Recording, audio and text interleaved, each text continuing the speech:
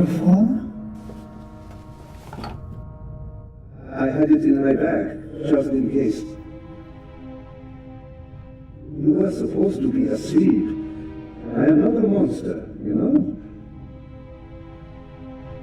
I have nothing against you. Nothing at all. But what can I do? You forced my hand. It's your fault. Yours alone. Keep talking.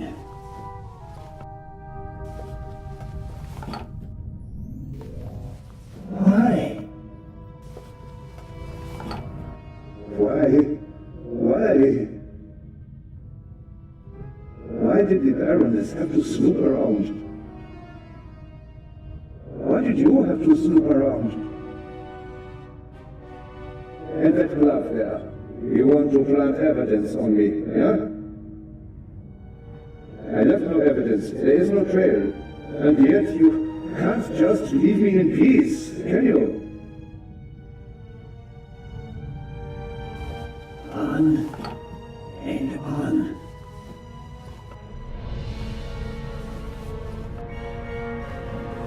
And what next? Heart failure happens a lot at your age, especially given your background. I am still considering whether I should throw you overboard. Don't leave evidence. No evidence.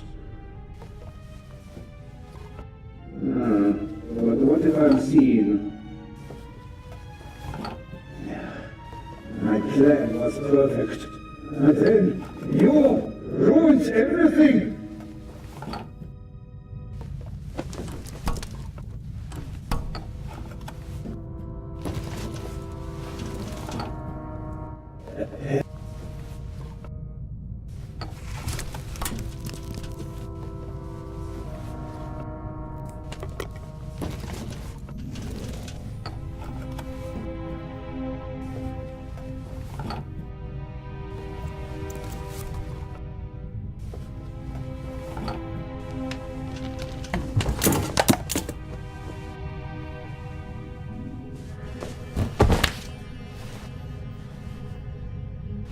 Take it easy, Mr. Zellner. You will only hurt yourself. Shall we begin?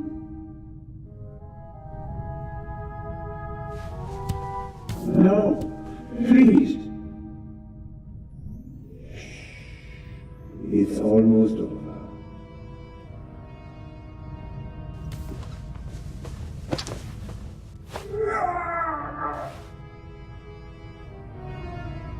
I will. Are you okay?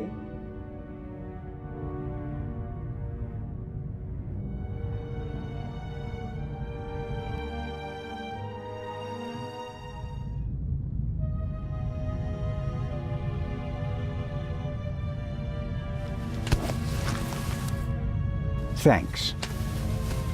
A wet towel works miracles. I told you so. Out with it then. What were you doing down there? Inspector, at least let the constable recover his breath. He almost killed himself. Me? No. Dr. Gebhardt would have taken care of that for me. Where is he? Gebhardt? He's vanished without a trace. We're searching the ship from top to bottom. One at a time. Tell me, Zellner, what did you find out? Dr. Gebhardt killed Baroness von Trebitz. Impossible. Do you have proof? Besides the fact that he wanted to kill me? But wasn't the doctor with you when the shot was fired? The gunshot was just a distraction. It wasn't the shot that killed the Baroness. But how? The shot that we heard was a recording. The Baroness had a tape recorder and good speakers in her cabin. Good enough to make the noise audible on the upper deck. Is that just your suspicion, or do you have proof?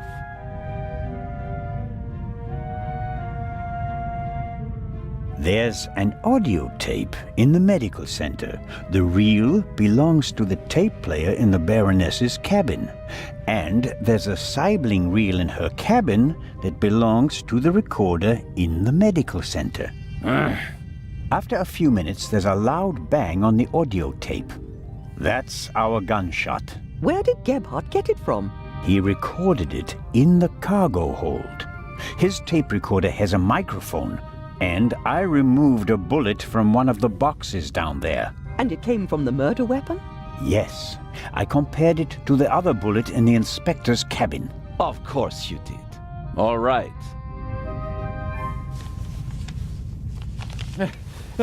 Inspector Legrand. Let's pretend you're onto something. The shot we heard was just a recording. What happened next? We all ran to the Baroness's cabin. She lay comatose in a pool of blood. Dr. Gebhardt pushed past you so that you couldn't get too close to the Baroness. He examined her and pronounced her dead. There was no reason for us to doubt him. The shot, the blood, the Baroness lying there lifelessly.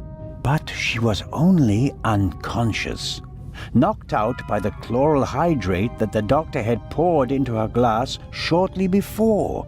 The doctor had a glass in his hand when you came in.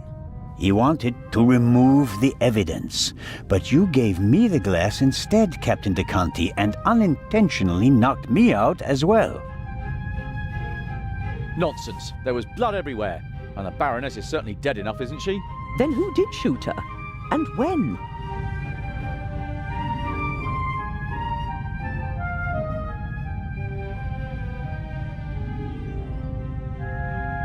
As I already said, it was Dr. Gebhardt.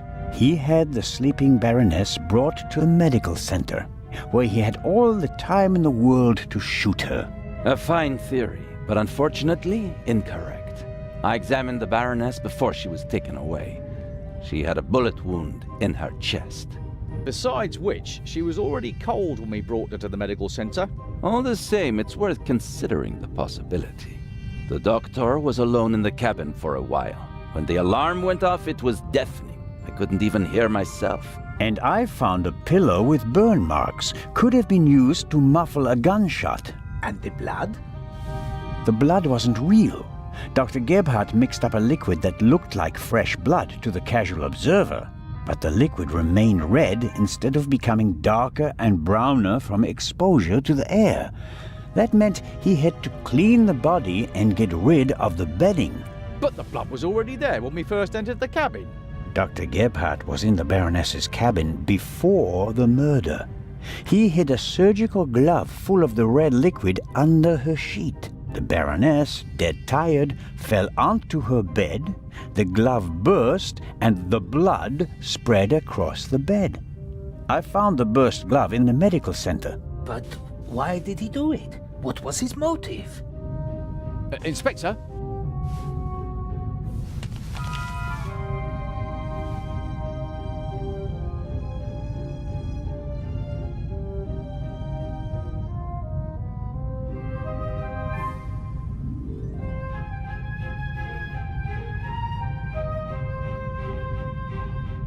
I can only speculate.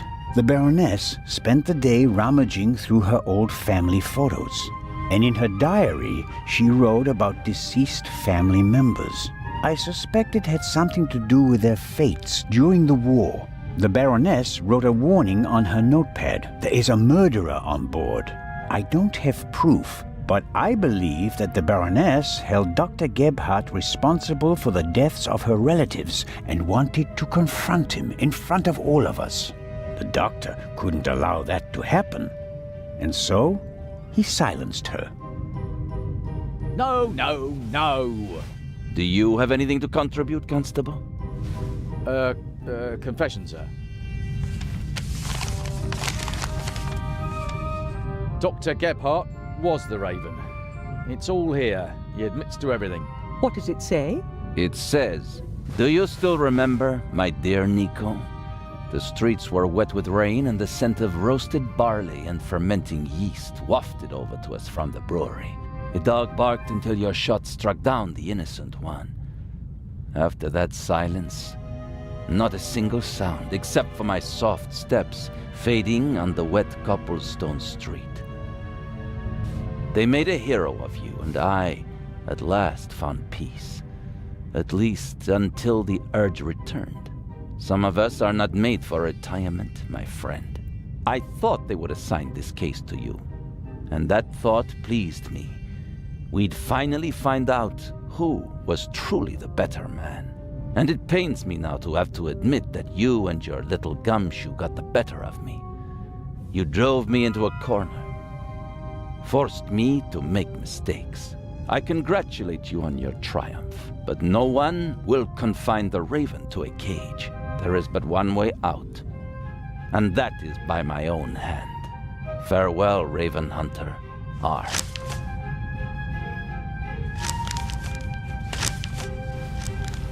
Inspector Legrand!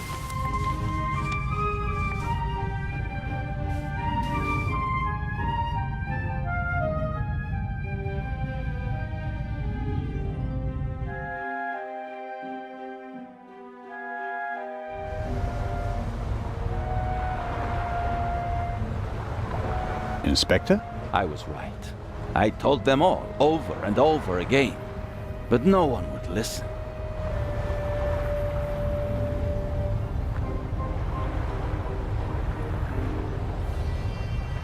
What about the handwriting, the wording?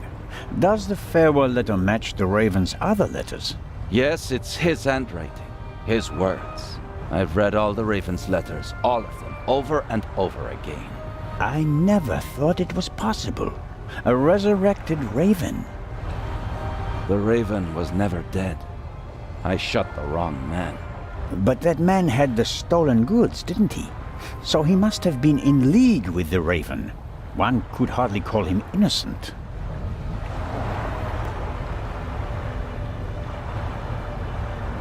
You think that Dr. Gebhardt was really the Raven? The things Gebhardt describes in his letter aren't part of any police report.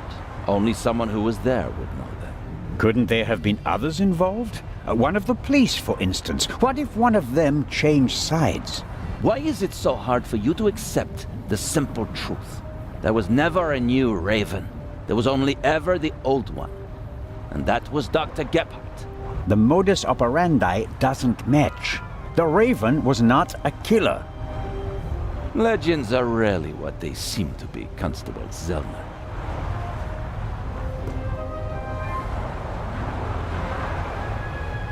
Then who was the man who was killed back then?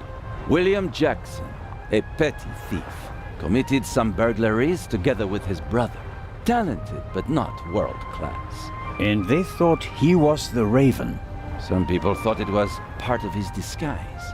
If you're a debonair master thief, what better disguise than pretending to be a common crook?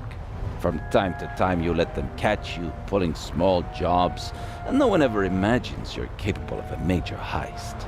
But you didn't believe it. I had my doubts, but everyone congratulated me and those doubts were pushed aside. It was like being caught in a storm, but eventually the storm passed and my doubts were still there. But not this time? No doubts telling you that Gebhardt isn't our man? It must be him. Where do we go from here? We deliver the eye and then I'll contact Paris. A task force will compare all of Gebhardt's known residences with the Raven's activity. And if there are any inconsistencies? You're welcome to keep an eye on the safe if you can't let it go. The ship will remain in Cairo for one day. That's all the time you'll have to catch your own Raven. I already have mine.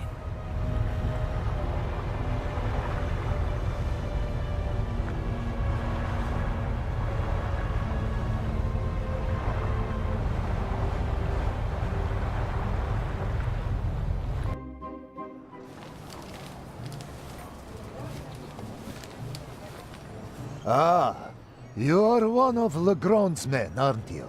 My name is Anton Jakob Zellner. You've come just in time. Grace, my dachshund is missing. There may be more important matters for me to attend to, Mr.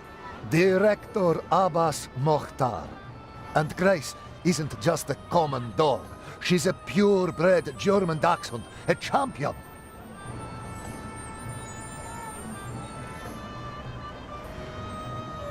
Inspector Legrand, Professor Lucien, and Constable Oliver are overseeing the transportation of the safe. They should be here at any moment. I'll have a look around in the meantime. Do you think that's necessary? The Raven is dead, after all.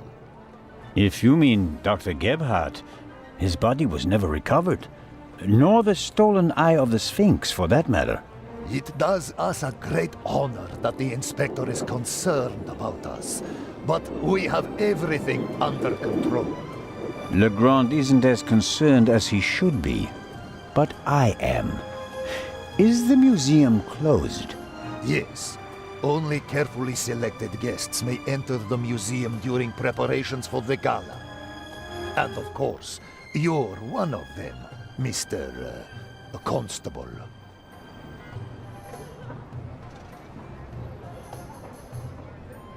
What can you tell me about the museum's security system? One of the best on the market.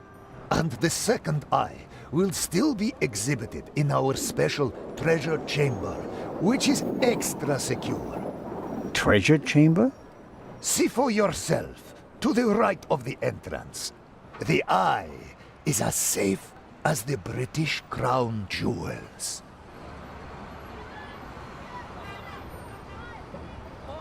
I think I'll have a look around the museum. Please do. There's a lot to see. And you let me know if you see Grace, won't you? I hope we find her before the great inspector arrives. Isn't it fantastic how he solved the murder on the ship? Legrand? Of course. It's in all the newspapers. The murder of the wealthy Baroness von Trebitz, and how the great Inspector Legrand identified the murderer in just one day. It's the stuff legends are made of. You should count yourself lucky to have the chance to learn from him.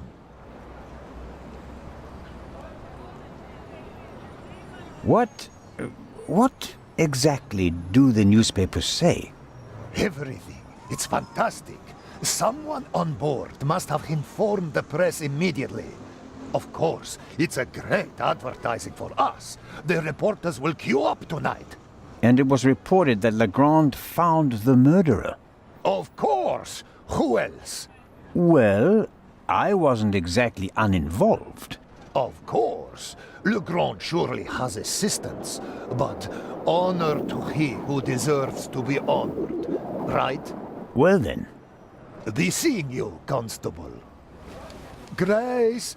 Here, Gracie. My sweetheart. Where are you? Oh, Mr. Inch. Mr. Inch. There you are. I am so sorry.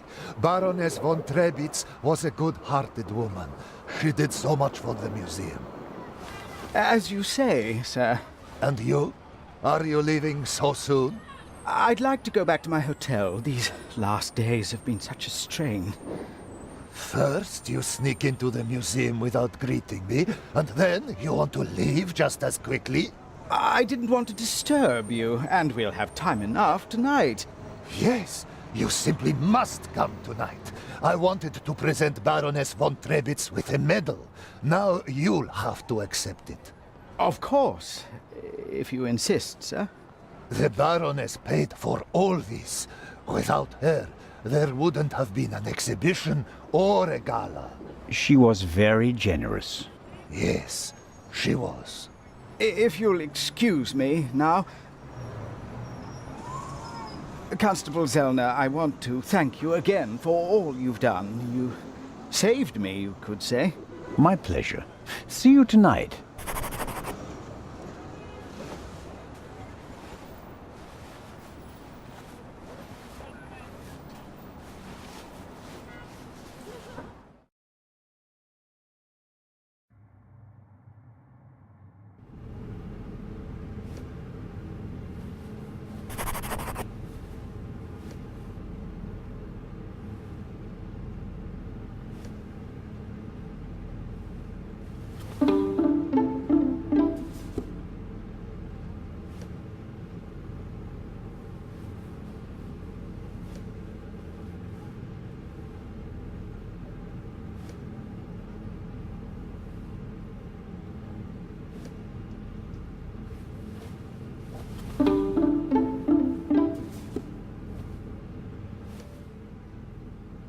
Miss Miller, I'm glad to see you here. Oh, Constable Zellner. I heard what happened to you on board. Awful, truly awful. All's well that ends well. You are waiting for Professor Lucien? Mm-hmm.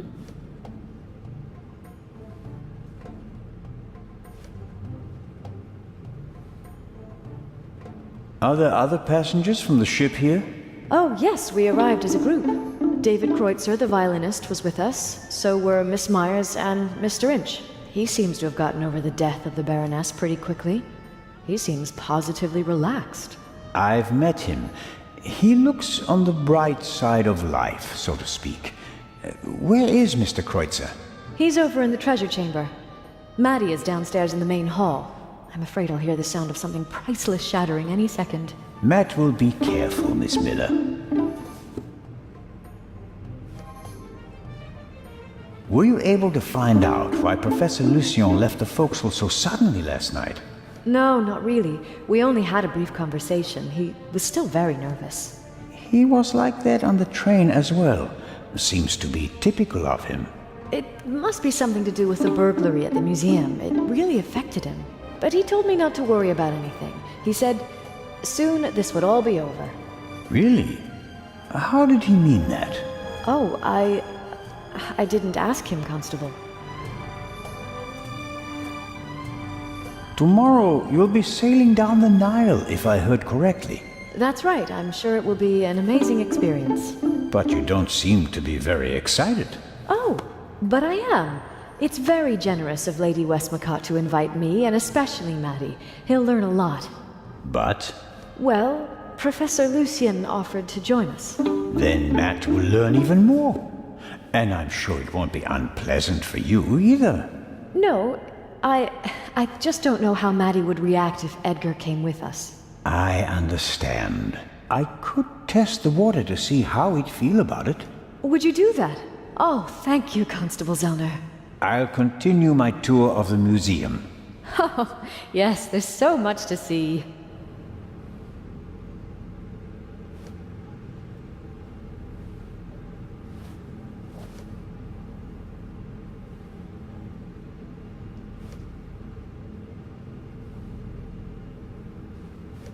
Locked.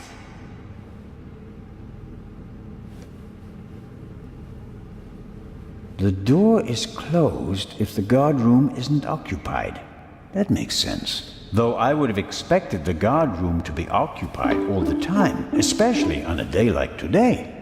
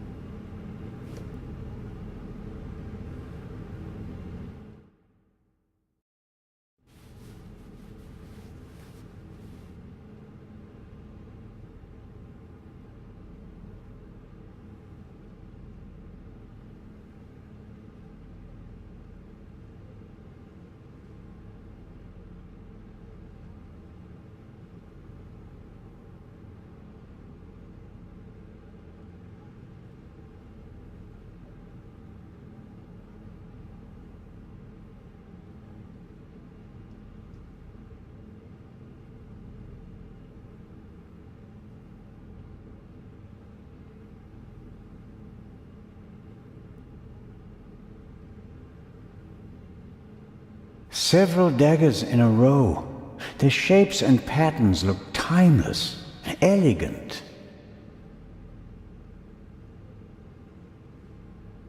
What does it say here? The dagger on the left is a replica of the dagger from the tomb of Tutankhamun. It must have been incredibly precious during his lifetime because it's made of iron.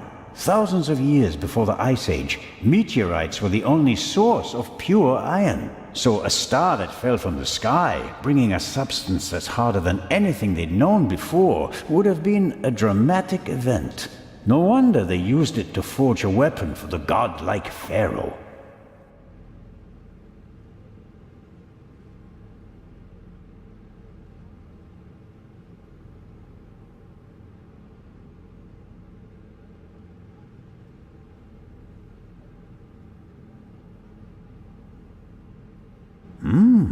Aha! This shows how the ancient Egyptians were able to move the heavy blocks of stone to build their pyramids and temples. They used ropes, wooden sleds, and poles as levers.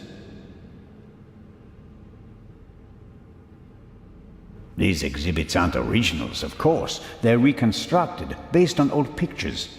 Nonetheless, it's impressive how they managed to build monuments like the pyramids with such simple tools.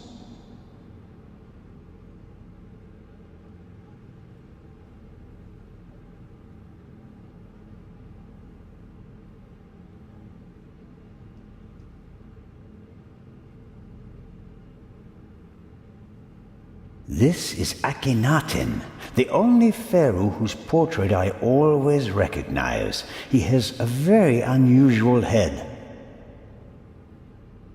Akhenaten was the husband of Nefertiti and the father of Tutankhamen, a famous family.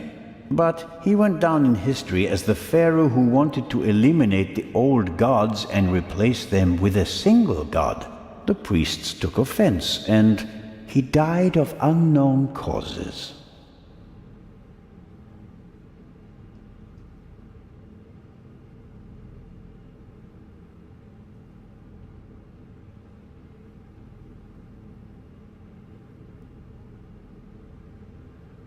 Impressive, isn't it? Thousands of years old and still beautiful. That it is. They dug it out of the sand near Thebes over 50 years ago. I was there. Really? I met my husband there. He was an assistant on the dig and was ordered by the director of the excavation to take care of that writer. I financed many excavations in the following years, here in Egypt and in the Near East. I visited my husband, together with our son. It was the best time of my life. But a museum is no place for nostalgia. What can I do for you?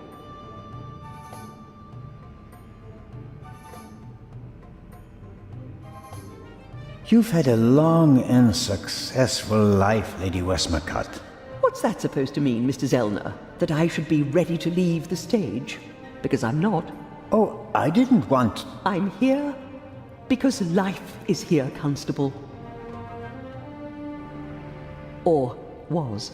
I have never lived as much as I have here. No fame, no money can buy that. I understand. I'm sorry, Constable Zellner. Such an outburst isn't fitting for a woman of my age. And an English woman at that. Let's talk about something else. Your son. You haven't said much about him. Or perhaps you did, just not by name. You're an attentive listener, Mr. Zellner. I was wondering why you knew so much about Miss Miller's unhappy marriage. I stopped paying his bar tabs, stopped paying reporters to hush things up. He got to know her and went with her to America to start a new life. You can change your name easily, but not who you really are. He has my eyes, doesn't he? The Part 2 novel is for him, isn't it? If I couldn't provide Matthew with a good father, then at least I can provide him with a good start in life.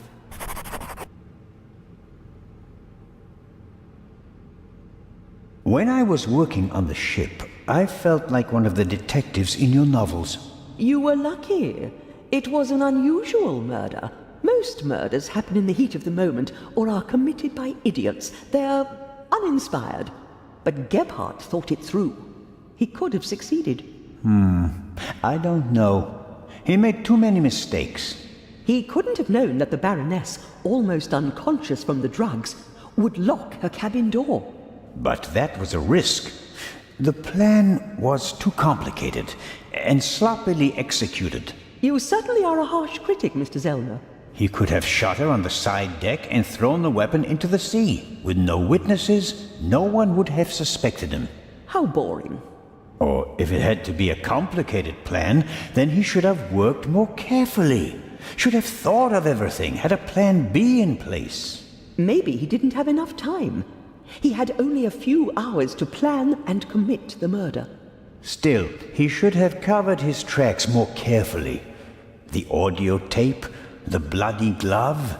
None of that should have stayed in the medical center.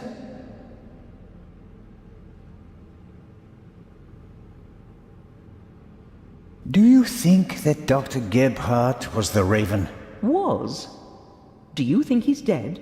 The letter sounded like he committed suicide. There's your answer. Does that sound like the Raven? Being unmasked? Taking the easy way out? My sentiments exactly. The Raven wouldn't commit murder, get caught, and then jump into the sea. You don't want everything to be over, do you? It's my chance to do something great. It can't be over yet. At least you solved the murder of the Baroness. You're a hero. That's not how the newspapers see it. Nor I. Something's missing. I can achieve more. Careful, Constable. He who flies too close to the sun... Is that the myth of Icarus? To be honest, no. The story is Greek, and was only written down 1,000 years later. I was counting on the dramatic effect.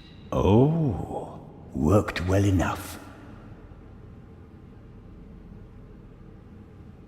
Let's assume that the thief is still out there. Who is he? If all this were a novel, then it would be the one you least expect. Is that intended to be a confession, Lady Westmacott? What do we know about the new Raven? He's a man who would stop at nothing. Must it be a man? And how do we know that it's just one person?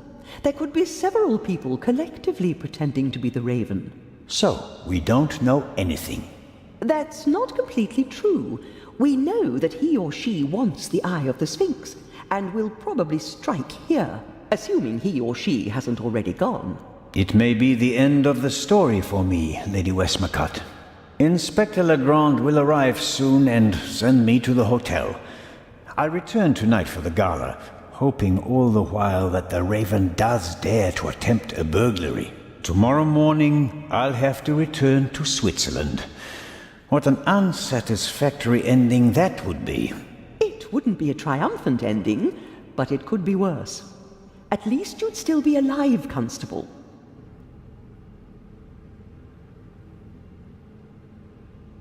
Will you attend the gala tonight, Lady Westmacott? But of course. The antiquities, the delightful atmosphere, and who knows, perhaps there will be another spectacular burglary. And your cruise? The ship doesn't leave until tomorrow, and believe me, I'd cancel the cruise for this. As always, it was an entertaining and enlightening chat, Lady Westmacott. I'm going to miss our little chats, Constable Zellner. Goodbye.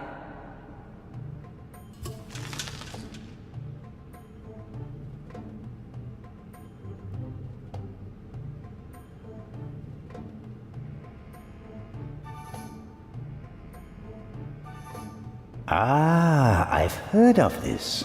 Desert glass. In the great sand sea of the Libyan desert, there's a region where natural glass is found.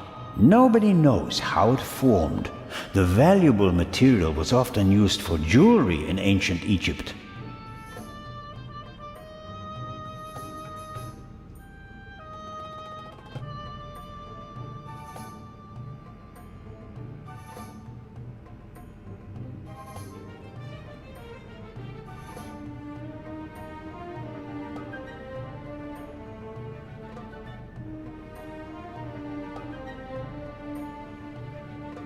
Ahoy, Matt! The statue was talking. The statue was talking? Yes. And what did it say? It said it was...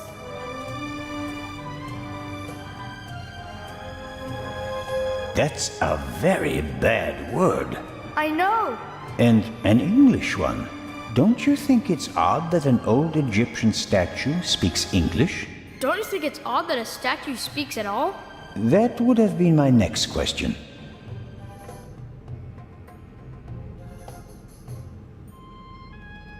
And, is the statue talking to you right now? Do you think I'm nuts? No, of course not. I just thought you might have much better ears than me. Ears that can hear statues. Some cop you are, Mr. Zellner.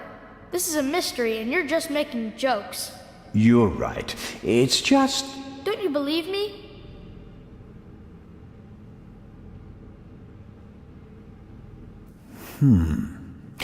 We both agree that a stone statue without a mouth or vocal cords cannot speak, right?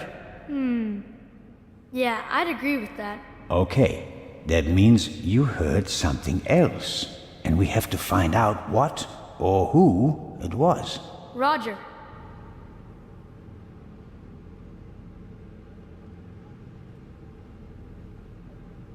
I'm almost a bit envious of you. Going up the Nile on a ship, it must be great. Yeah, I guess. You don't sound so keen. I think my mom wants the professor to come too. And you don't? You can't tell me. What if Mom marries the professor and doesn't work with the lady anymore? We'd have to move to London, and I'd have to go to a new school.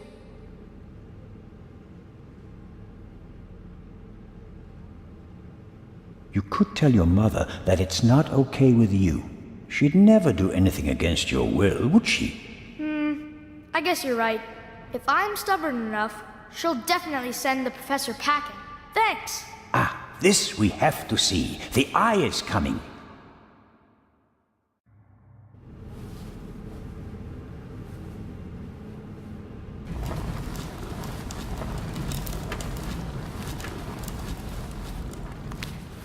This will all be over soon. Then I'll finally have time for you. We wanted to head back to the hotel. Certainly. And tonight at the gala, I'll show you around the museum, okay? And have you made up your mind about the cruise? Well, I don't really know.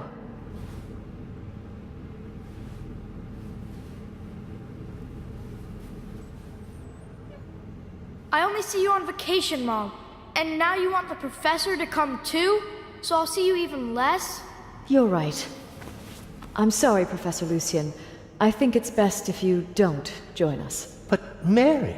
Professor, are you coming? Maybe we can talk about this again tonight.